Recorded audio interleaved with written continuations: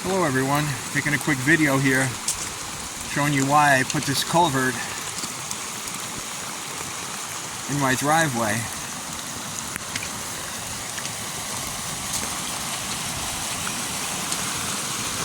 You see how much runoff there is when we get a couple days of rain. Now it's running down there into the creek, but without this culvert this road would be all washed out.